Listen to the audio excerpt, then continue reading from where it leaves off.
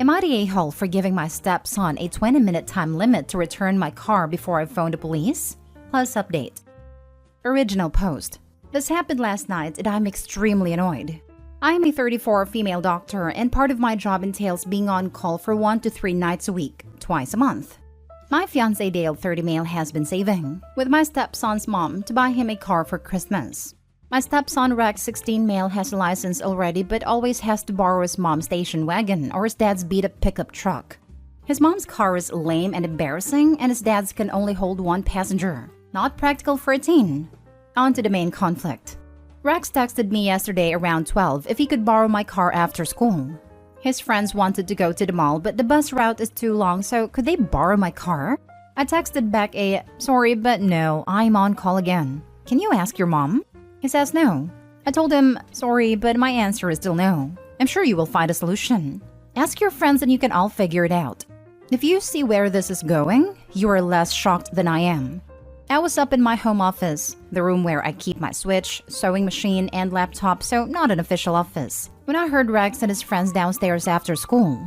I was going to see if they needed anything, but they left after a few minutes. An hour later, I went to the kitchen, cleaning up the empty bottles and wrappers from their snacks. Then I saw the spot where I left my keys empty. I began to panic. First, I bolted to the door and my car was gone. Immediately dialed my stepson. He picks up and it's obvious he's in a mall store that plays loud music. I told him to get himself home now, and he laughed and said that I am not his mom, that he'll be home whenever he pleases. I'm not proud, but I told him that he has 20 minutes to get home or I'll call the police and report it stolen. Rex panics and said he couldn't find all his friends and drive home in 20 minutes. Told him tough luck. 10 minutes later, I get a text that he is in a mall parking lot and will be home soon. I phoned Rex's mom and informed her of his stunt. She was madder than me when I told her that I was on call. She apologized and promised to talk with Rex and Dale ASAP. Then Rex came in, threw me my keys and locked himself in his room. Dale finally came home around 8 and he said he had been on the phone with his ex.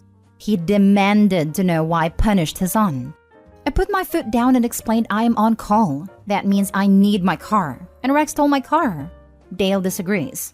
His ex agrees with me and decided she will not be buying Rex a car anytime soon due to his entitlement. Dale thinks I am making a big deal out of nothing. I didn't end up going into work, so why did I have to threaten Rex? I've only gone in twice this year while on call. But just because nothing happens doesn't mean that I'm always clear. Rex is now grounded. Fiancé barely speaks to me but asks me when I'm going in today.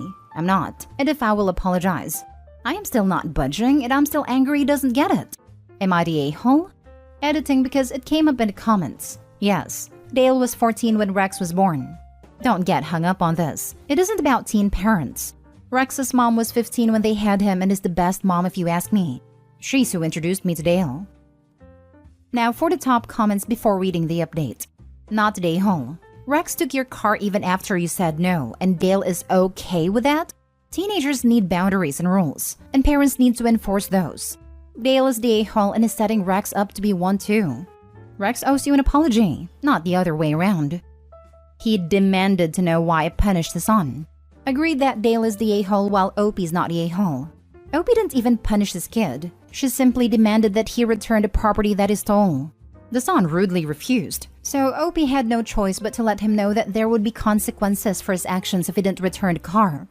Dale's completely off base if he thinks his son did nothing wrong, and that Opie should apologize. Even the ex thinks he is being 100% unreasonable. What would Opie even be apologizing for? Opie's fiancé is just telling his son that he co-signs his theft/disrespect of Opie. It's like he thinks that just because Opie didn't end up having to go in it should be okay for this kid to commit grand theft auto? Clearly, he has little respect for how being in an on-call job works. Not the a-hole. Your stepson is clearly entitled because he did steal your car. He even had another option, but it wasn't cool enough? Anything so little of you, it wasn't even of consequence in his mind to take your car and then throw the keys at you afterward. The threat of calling the cops was a perfect response because it seemed to be the first time he was shown that his actions have consequences. Your fiancé? That's even worse. He damn well knows better what an on-call is. And regardless of that, you saying no means no. Why is not a question. If you don't want him to take your car, he should respect that.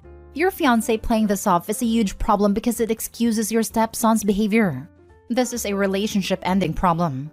Do not budge though, or his behavior will get worse. I got my driver's license before all of my friends in high school. My mom graciously let me drive her minivan most times after I asked. At first, I was embarrassed because it was a big, bulky Toyota Sienna, but my friends didn't care. It just means that more people could ride. It also helped that the stereo system had amazing bass. WTF? Your fiancé is a walking red flag. He's a terrible parent and he doesn't even realize it. Stealing a car is a big deal. This is not a gray area. No offense, but you're a doctor. You have your act together. You can do better than a man who expects you to apologize when his son commits a felony. Life is too short to be married to a crappy parent. I won't even date someone who doesn't raise a dog up to a certain standards, much less a parent of a human being. This isn't a harmless prank either. Even if OP was a stay-at-home mom, taking a vehicle without permission is at least a $10,000 to $25,000 item that they may not want a potentially uninsured teenager driving. Some people aren't even comfortable letting their friends drive their vehicles.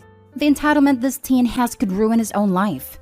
I'm military, and a lot of the senior generation NCOs who were teens in the 80s committed crimes like this and were given an option: lengthy jail sentence or serve a stint in the army.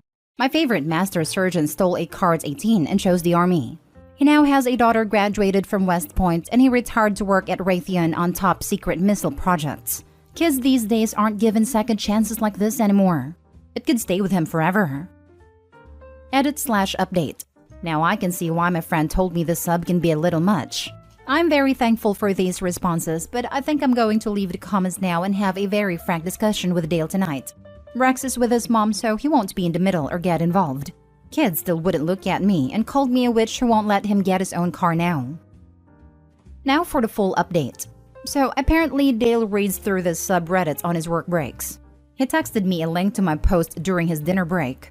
A short time later, I first received a call from Rex's mom who said that Dale called her and ranted about how I made him look bad online. She told him that she didn't care because he did not react the way a good parent should. Dale was so furious that he told her that he would be calling his mother to see if someone actually cared about his feelings. Dale's mother handed his butt back to him good and reiterated to Dale that he was not an active part in his son's life until he was 6, so he has no leg to stand on. Dale tried to complain about how everyone was being unfair to him. She shut him up and told him that his son did something wrong, and this is not about punishing him for being a bad father.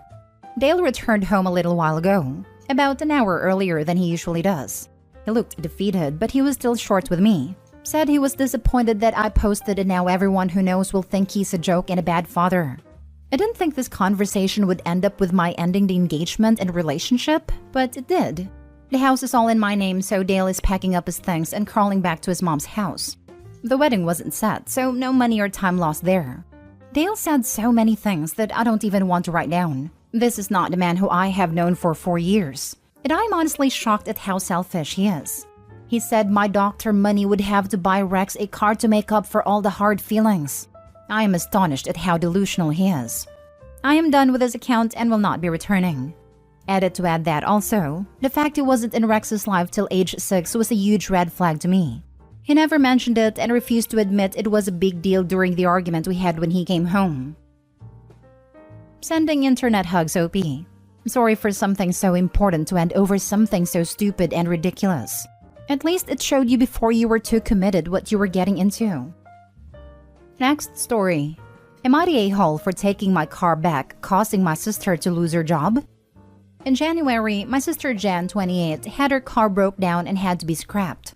My sister works an hour's drive away from her apartment, and there are no public transit options to get her to and from work. She was denied a car loan for bad credit, along with not being able to afford to put any money down, and things were looking pretty dire. I'm the only person in the family with good enough credit to get a decent car loan, so my parents talked me into taking the loan out and registering the car under my name. The deal was that Jan would give me the money to pay for everything: insurance, monthly payments, etc. And when the car was paid off, I would transfer the title to my sister. This has been the biggest headache. Jan has gone months without paying me at all, and when she does, she is always short and making excuses.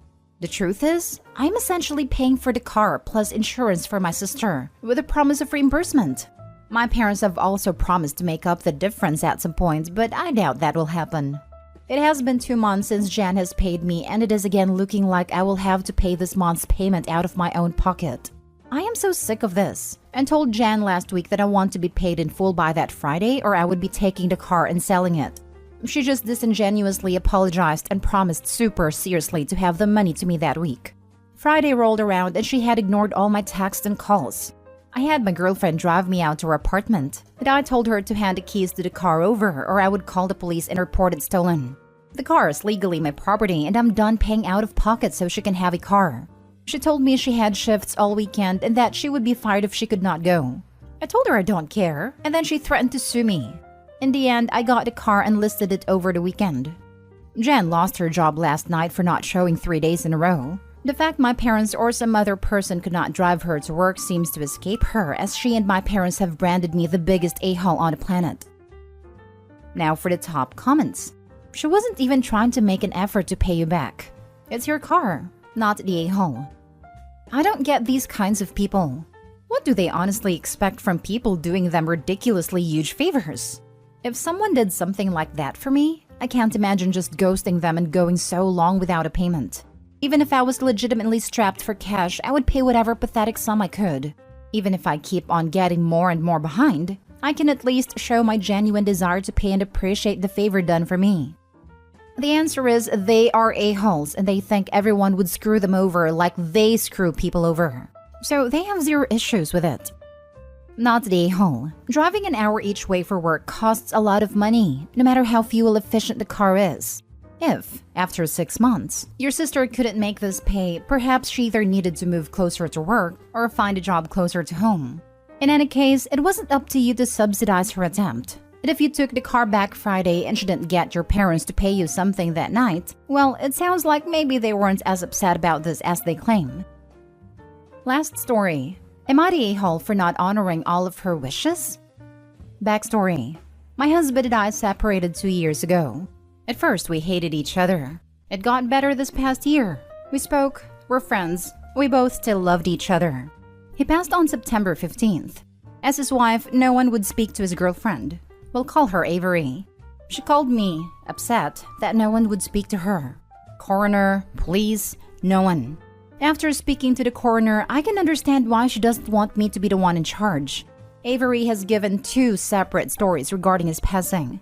This is also the second time she has went through this exact same situation.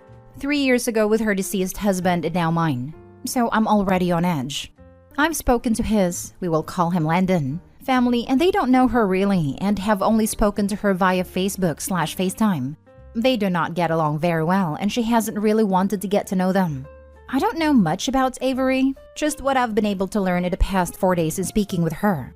I know she's hurting. I know she's grieving. I'm taking this a lot harder than I thought I would be, and maybe I shouldn't be. I don't know. I'm not sure how to handle this. Avery's mother called me the day I found out about Landon's death and asked me to check my life insurance policy and make sure it would still pay even without the cause of death. This was before the coroner gave a reason and before I even mentioned the life insurance. The DC says, unknown pending investigation, or something to that effect. I don't have it yet. She's trying to push us all out of every aspect of his memorial, even though I'm paying for it. I dropped the policy after a year and is going against Landon's wishes. He didn't want a burial, but a cremation and a small memorial then mixed with his parents. Avery sent a message yesterday asking me to see if the morgue would give me Landon's thumbprint. She wouldn't give a reason. She wants to have the memorial at her church with only pictures of the 2 of them, not his family or me and him. I can understand, but didn't understand why his family and friends would be there since she doesn't know them. She wants me to ask for a lock of his hair. She wants to display his ashes in the same Amish box that her husband was in. I said no. I think that's just distasteful.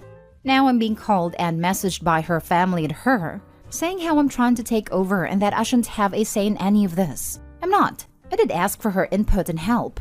I countered with the fact that I'm paying for it all and that I am still his wife and have a 20-year history with Landon.